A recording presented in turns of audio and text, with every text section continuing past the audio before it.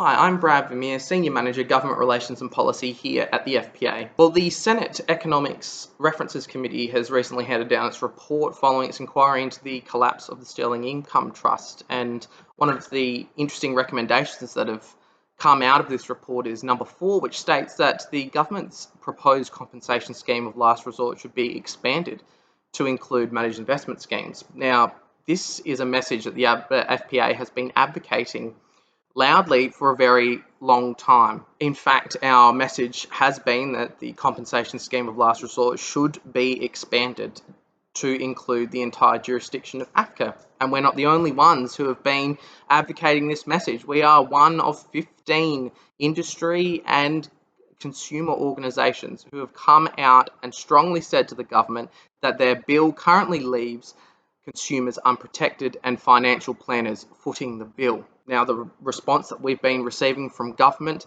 has been that this structure is in line with recommendations of the Ramsay Review, a review that has been sitting in someone's desk gathering dust for a number of years, which states that a majority of unpaid determinations are a result of complaints relating to financial advice.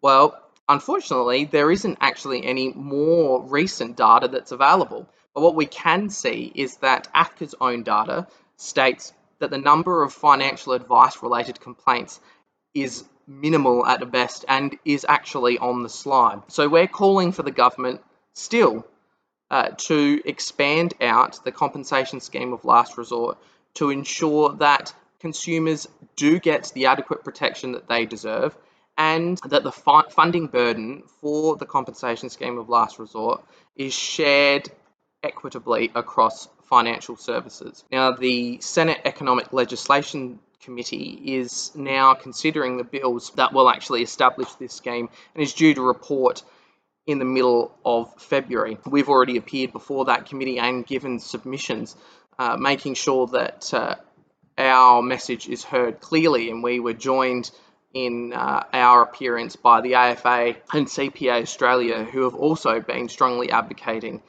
for this position. Now, if you'd like to get involved and if you'd like to make contact with your local senator or member of parliament, you can get the information, the resources you need by going onto the FPA Member Centre.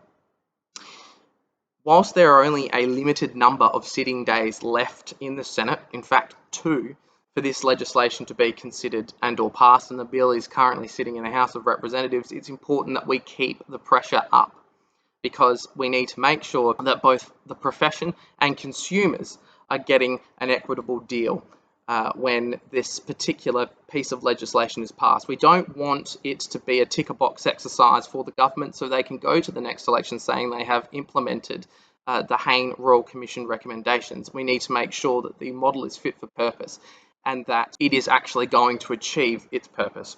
So thank you for your time and listening, and if there's anything that I can do for you or any information you'd like on this important issue, please get in contact with me or make a post on FPA Community. Thanks for your time.